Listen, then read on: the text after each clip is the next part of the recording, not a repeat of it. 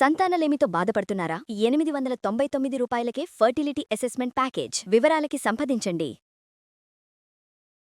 నమస్కారం, సుమన్ టీవీకి స్వాగతం. మనిషి ఆశాజీవి. ఈ రోజు కన్నా రేపు బాగుండాలని కోరుకుంటాడు. ఈ నెల కన్నా వచ్చే నెల బాగుండాలి, ఈ సంవత్సరం కన్నా వచ్చే సంవత్సరం బాగుండాలని ప్రతి ఒక్కరూ కోరుకుంటూ ఉంటారు. ఈ నేపథ్యంలోనే కొత్త సంవత్సరం ప్రారంభమైందంటే కొత్త ఆశలు, ఆశయాలు, కొత్త కొత్త ప్రారంభాలతోటి మొదలవుతూ ఉంటుంది అందరి జీవితం. అయితే ఈ కొత్త ప్రయాణం ఎలా కొనసాగుతుంది, మన జీవితంలో ఈ గ్రహాల ప్రభావం ఏ రకంగా ఉంటుంది, మన జీవితాన్ని ఎటువైపుకి తీసుకువెళ్తూ ఉంటాయని తెలుసుకోవాలనే కోరిక కూడా చాలా మందిలో ఉంటూ ఉంటుంది. అయితే ఈ 2026 ఆంగ్ల సంవత్సరం మరి ఈ గ్రహాల స్థితిగతులు ఏ రకంగా ఉన్నాయి, మనపైన ఎలాంటి ప్రభావాన్ని చూపిస్తున్నాయి, ఈ విషయాలన్నీ కూడా తెలియజేసేందుకు మనతో పాటు ఉన్నారు బ్రహ్మశ్రీ సుభాష్ శర్మ గారు, ప్రముఖ జ్యోతిష్య శాస్త్ర నిపుణులు. గురుగారు నమస్కారం. శ్రీమాత్రేనమండి. గురుగారు, మరి 2026 ఆంగ్ల సంవత్సరం ద్వాదశ రాశుల వారికి ఎలా ఉండబోతుంది? ఓవరాల్గా మనం చూసుకునేటప్పుడు ఈ గ్రహాల స్థితిగతులతో ప్రపంచవ్యాప్తంగా ఎటువంటి పరిస్థితులను నెలకొనే అవకాశాలు ఉన్నాయి? తప్పకుండా తెలియజేస్తాను. ముందుగా వీక్షిస్తున్నటువంటి ప్రేక్షకులందరికీ శ్రీమాత్రే నమః, శ్రీ గురుభ్యో నమః. జ్ఞానినాంనపి చేతాంసి దేవి భగవతి హిసా బలాయ కృషమోహాయ మహామాయ ప్రయశ్చతి. ఓవరాల్గా మనం చూసుకున్నట్టయితే ఇది రాబోయేటటువంటి కొత్త సంవత్సరం పరాభవ నామ సంవత్సరానికి సంబంధించినటువంటి గ్రహకుండలి.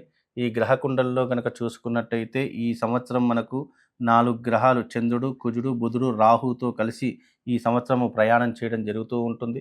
అలాగే ఇక్కడ చూసుకున్నట్టయితే రవి, శుక్రుడు, శని ఈ 3 గ్రహాలు కూడా మీనరాశిలో సంచరిస్తూ ఉన్నాయి. సింహరాశిలో కేతు సంచరిస్తున్నాడు.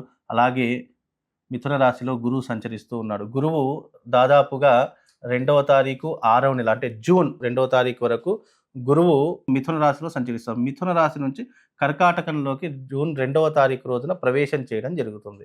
అంటే ఆల్మోస్ట్గా జూన్ 2వ తారీఖు వరకు ఈ సంవత్సరం ఏ ఫలితాలు ఉన్నాయో వచ్చే వాళ్లకు కూడా నెక్స్ట్ ఇయర్ జూన్ వరకు అవే ఫలితాలు ఉంటాయి. కానీ జూన్ తర్వాత గురువు ఒకటి మార్పు చెందితే ద్వాదశ రాశుల ప్రభావాలన్నీ కూడా మార్పు చెందుతూ ఉంటాయి.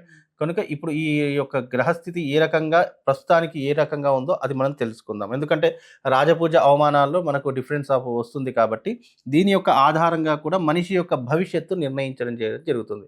అంటే ఈ యొక్క గ్రహస్థితి ప్రకారంగా ప్రపంచవ్యాప్తంగా, దేశవ్యాప్తంగా ఏ రకమైనటువంటి విపత్తులు వస్తాయి, ఎలాంటి రకాలైనటువంటి సమస్యలు మనం ఎదుర్కోగలుగుతాము. అంటే దేశానికి సమస్యలు వస్తే రాష్ట్రానికి వస్తాయి, రాష్ట్రానికి సమస్యలు వస్తే మనుషులకు వస్తాయి, మనుషులకు వస్తే ఆర్థిక పరంగా మొత్తం కూడా ఇబ్బందులు వస్తాయి. కాబట్టి ఒకదానితో ఒకటి ఛానల్ ఎట్లయితే ఛానల్ లింక్ ఉంటుందో అట్లా ఒకదానికి ఒకటి లింక్ అప్ అయి ఉంటుంది. కాబట్టి ఏ రకంగా ఉంటుందో ఓవరాల్గా మనం తెలుసుకుందాం ఫస్ట్. అయితే ఇన్ని రకాలైనటువంటి సమస్యలు 2025లో మనకి ఇన్ని రకాలైనటువంటి ఇబ్బందులు జరిగాయి. ఇప్పుడు రాబోయేటటువంటి 2026లో ఏ రకంగా ఉంటుందో అది ఒక విషయం మనం చూసుకుందాము. ఎందుకంటే ఇలాంటి వైపరీత్యాలు మళ్ళీ జరగకూడదని చెప్పి భగవంతుని ఆకాంక్షిస్తూ ఈ యొక్క గ్రహస్థితి ఏ రకంగా ఉందో ఇప్పుడు మనం తెలుసుకుందాం. గురుగారు, మరి 2026 మరి కన్యా రాశి వారికి ఎలా ఉండబోతుంది? వాళ్ళకి ఏ గ్రహాలు అనుకూలంగా ఉన్నాయి, ఏ గ్రహాలు ప్రతికూలంగా ఉన్నాయి, ఆదాయ వ్యయాలు ఎలా ఉన్నాయి? తప్పకుండా తెలియజేస్తానండి. ముందుగా కన్యా రాశి వారికి కనుక చూసుకున్నట్టయితే ఆదాయం 8, అలాగే వ్యయము 11, అంటే ఖర్చు 11, రాజపూజ 3, అవమానం కూడా 3. ఇవి 2 కూడా సమపాలలు ఉన్నాయి. కాబట్టి ఇక్కడ వీళ్ళకు ఆదాయం తక్కువగా ఉంది, ఖర్చు ఎక్కువగా ఉంది అని అంటే ఈ సంవత్సరం వీళ్ళు తప్పకుండా ఆస్తులు కొనుగోలు చేసుకోవడం కానీ, లేదా ప్లాట్లు కొనుగోలు చేసుకోవడం కానీ, వీళ్ళకు ఏదైనా బంగారం లాకర్లో ఉన్నటువంటిది కావచ్చు, బ్యాంక్లో ఉన్నటువంటిది కావచ్చు, రిలీజ్ చేసుకునేటటువంటి అవకాశాలు కూడా ఈ కన్యారాశి వారికి ఈ సంవత్సరం కనిపిస్తూ ఉన్నాయి. ముఖ్యంగా కన్యారాశికి అధిపతి అయినటువంటి బుధుడు ఇక్కడ చంద్రుడితో, కుజుడితో, రాహుతో కలిసి ఉన్నాడు. కాబట్టి ఈ సంవత్సరము వీళ్ళకి ఏంటి అని అంటే కనుక ఆలోచనలు విపరీతంగా పెరిగిపోతూ ఉంటాయి. అలాగే జీవితంలో వీళ్ళకు ఒక కొత్త అమ్మాయి పరిచయం అయ్యేటటువంటి లక్షణాలు కనిపిస్తూ ఉన్నాయి. అలాగే వీళ్ళకు బుధుడు కూడా ఈ యొక్క రాశ్యాధిపతి అయినటువంటి బుధుడు కూడా చంద్రుడితో కలుసున్నాడు. కాబట్టి ఈ సంవత్సరం కన్యా రాశి వారికి ప్రేమ పెళ్లిళ్ళు ఎక్కువగా జరిగేటటువంటి లక్షణాలు, అంటే ఈ సంవత్సరము తప్పకుండా ప్రేమించి పెళ్లి చేసుకునేటటువంటి లక్షణాలు కన్యా రాశి వారి యొక్క జాతకంలో ఏర్పడతాయండి. అంటే సంవత్సరం మొదటి భాగమా లేకపోతే రెండో భాగంలో? ముఖ్యంగా ఇక్కడ ఏంటి అంటే కనుక ఇక్కడ పాదాల డిఫరెన్స్ వచ్చేసరికి ఏమవుతుందంటే పూర్తిగా జాతకం అనేటటువంటిది డిఫరెంట్ అయిపోతూ ఉంటుంది. ఇక్కడ ఇది ఏంటి అంటే ఓవరాల్గా తీసుకున్నటువంటి జాతకం, మళ్ళీ వీళ్ళ యొక్క డేట్ ఆఫ్ బర్త్ టైం ప్రకారం మళ్ళీ దాంట్లో ఉన్నటువంటి గ్రహస్థితి, దశ, అంతర్దశల యొక్క భాగంలో కూడా మళ్ళీ ఇవి చేంజెస్ అయ్యేటటువంటి లక్షణాలు కనిపిస్తాయి. ఇది ఓవరాల్గా ఏంటంటే ఈ రాశిలో పుట్టినటువంటి వారికి ఇలాంటి లక్షణాలు ఎక్కువగా జరిగేటటువంటి సూచనలు మాత్రమే ఉంటాయి. మళ్ళీ ఇది ఏంటి అంటే ఇది కేవలం గ్రహ సంచార ఆధారంగా చెప్పేటటువంటిది మాత్రమే. మళ్ళీ జన్మతహా చెప్పేటటువంటి లక్షణాలు అవి వేరే రకమైనటువంటి విధానాలు ఉంటాయి. ఇది ఓవరాల్‌గా ఏంటి అంటే గనక ఇప్పుడు ఇక్కడ చూడండి, ముఖ్యంగా ఈ కన్యా రాశిలో పుట్టినటువంటి వారు మోస్ట్ ఆఫ్ ది 90% ఈ ఫలితాలు మాత్రమే ఉంటాయి. 10% ఎందుకు చెప్పలేము అనంటే వాళ్ళ యొక్క పుట్టినటువంటి సమయాన్ని బట్టి కూడా వాళ్ళ గ్రహస్థితిని ఈ దానికి జోడించి చూస్తే గనక అప్పుడు మనకు 100% ఫలితం అనేటటువంటిది కనిపిస్తుంది. ఇప్పుడు 90% ఏంటి? ముఖ్యంగా ఈ కన్యా రాశిలో జన్మించినటువంటి వారు ప్రేమ పెళ్ళిళ్ళు ఎక్కువగా చేసుకుంటూ ఉంటారు. అలాగే బుధుడు చంద్రుడితో కలిసి ఉన్నాడు కాబట్టి తప్పకుండా అదే జరుగుతుంది. అలాగే కుజుడు, రాహు 2 కూడా ఈ యొక్క స్థానంలోనే ఉన్నాయి కాబట్టి వీళ్ళకేంటంటే ఆశా వ్యామోహం ఎక్కువగా పెరిగిపోయేటటువంటి లక్షణాలు ఉంటాయి. అనవసరమైనటువంటి విషయాలకు కోపం కూడా ఎక్కువగా వచ్చేటటువంటి లక్షణాలు ఈ యొక్క కన్యా రాశి వారి యొక్క జాతకంలో మరి సప్తమ ఏర్పడతాయి. స్థానంలో శని ఉన్నాడు కాబట్టి భార్యాభర్తల మధ్య అన్యోన్యత ఎలా ఉంటుంది? భాగస్వామి వ్యాపారాలు చేసుకునే వాళ్ళకి ఎలా ఉంటది? ముఖ్యంగా సప్తమ స్థానంలో శని, శుక్రుడు, రవి 3 కూడా కలిసి ఉన్నారు.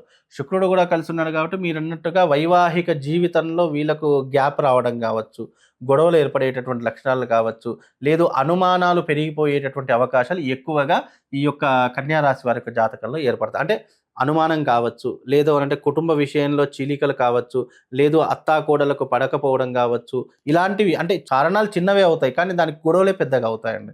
చూస్తే దానికి కారణం సిల్లీగానే కనిపిస్తుంది కానీ అది విడిపోవడానికి దారి తీసేటటువంటి లక్షణాలు ఎక్కువగా ఈ యొక్క కన్యా రాశి వారి యొక్క జాతకంలో. సప్తమ స్థానంలో శని సంచారం అనేది ఆరోగ్య భంగాన్ని కలిగిస్తుంది, కుటుంబాన్ని విచ్ఛిన్నం చేస్తూ ఉంటుంది, అలాగే హెల్త్ కండిషన్ బాగా లేకుండా చేస్తుంది, ప్రమాదాలు ఎక్కువగా జరిగేలా చేసేటటువంటి విధానాలు ఎక్కువగా ఉన్నాయి కాబట్టి కాస్త జాగ్రత్తగా ఉండే ప్రయత్నం చేసుకోవాలండి.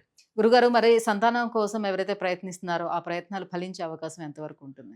తప్పకుండా ఎవరికైతే సంతాన ప్రయత్నాలు చేస్తున్నారో ఈ సంవత్సరం మాత్రం తప్పకుండా శుభవార్త వినేటటువంటి అవకాశం కనిపిస్తూ ఉంటుంది. అలాగే సంతానం లేనటువంటి వారికి కూడా ఈ సంవత్సరం సంతాన భాగ్యం కలిగేటటువంటి అవకాశం తప్పకుండా కనిపిస్తుందండి. మరి ఎటువంటి పరిహారాలను పాటించుకోవాలంటారు వీళ్ళు? ముఖ్యంగా వీళ్ళకి ఏంటి అని అంటే కనుక ఈ కన్యా రాశి వారికి ఇక్కడ ఈ ఓవరాల్‌గా చూసుకుంటే ఈ యొక్క స్థానాలను గనక చూసుకున్నట్టయితే పరిహారాల్లో వీళ్ళకి రాజపూజ అవమానాలు ఎక్కువగా సర్మపాలు ఉన్నాయి కాబట్టి నెగెటివ్ ఇంపాక్ట్ ఎక్కువగా ఉంటుంది. అంటే నరదృష్టి కావచ్చు, లేదు అని అంటే గనక ఇతన్ని కిందికి లాగేయాలనేటటువంటి చెడు ఆలోచనలు కావచ్చు, ఈయన చుట్టూ ఏంటి అంటే గనక అంటే ఈ వ్యక్తి చుట్టూ ఈ రాశి చుట్టూ ఏంటి అని అంటే గనక నెగెటివ్ ఇంపాక్ట్ ఎక్కువగా సంచరిస్తూ ఉంటుంది. అలాంటి దానికోసం వీళ్ళు బగలాముఖి తంత్ర సాధన చేసుకోవడం ద్వారా కొంతవరకు ఉపశమనం కలిగేటటువంటి అవకాశం ఉంటుంది. కనుక ఎవరైతే ఈ కన్యా రాశి వారు ఉన్నారో వాళ్ళు బగలాముఖి తంత్ర సాధన చేసుకునేటటువంటి ప్రయత్నం చేయండి. తద్వారా వీళ్ళకు ఉపశమనం కలిగి రాబోయేటటువంటి నెగెటివ్ ఇంపాక్ట్ ఎదుర్కొనేటటువంటి శక్తి సామర్థ్యాలు వీళ్ళకి కలుగుతాయండి. ధన్యవాదాలు గురుగారు. శ్రీవారు.